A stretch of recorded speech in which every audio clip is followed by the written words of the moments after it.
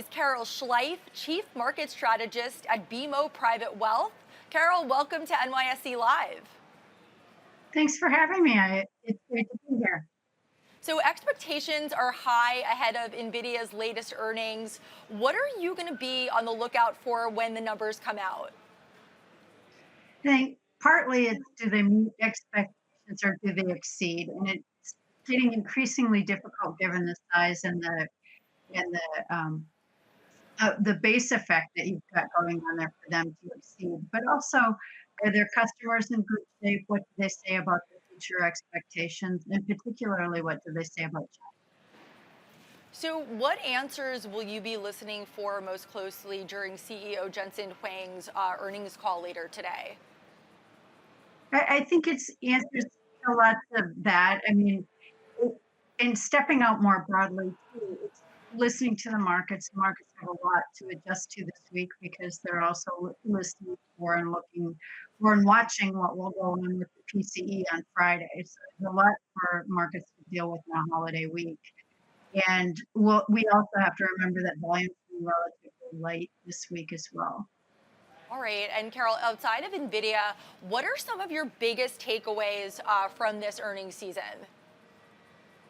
I think the biggest takeaways are that companies are being very strategic about their hiring. So companies in general are expressing a bit more optimism. If you will. Optimism might be too strong a word. Maybe it's not just being optimistic in terms of looking at the future, but they're getting some pieces of clarity, especially around taxes and some of the regulatory aspects. Even some of the tariffs are falling into line. So we saw a bit more optimism there. For consumers, we saw them still continue to spend, being very selective, exhausted by price levels, but still providing that support that companies need going forward. We also got a lot of clarity or a lot more clarity around the tariff hits that are already hitting companies, what they're doing to try to ameliorate that and passing it along all the way to those exhausted frontline consumers. So we saw major averages soar following Fed Chair Jerome Powell's speech at Jackson Hole last Friday. What changed when it comes to the Fed's rate cut timeline? I'm not sure much changed. I think markets reacted, they knee-jerked basically to the the more positive commentary out of Chairman Powell because most had gone into it expecting the same old walking a very narrow path, being data dependent, and we're watching the data, we're going to be patient, we have the room to be patient. And he teed up the first part of his conversation that way and then made the phrase talking about they are basically hinting that they're basically weighting the employment side of things more, putting the thumb on that side of the scale, if you will. And so markets ran with that.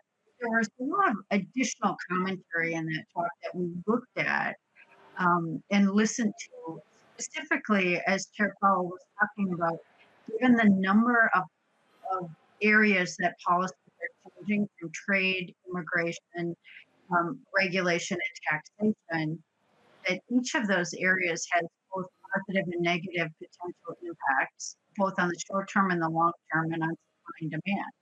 Modeling that is an exceedingly difficult for the Fed, and we haven't seen it filter all the way through.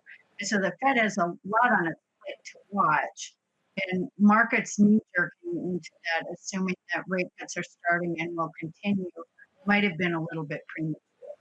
Okay, and were there anything else besides what you mentioned? Any longer term clues from Powell's speech that caught your attention? And what do you think it means for investors?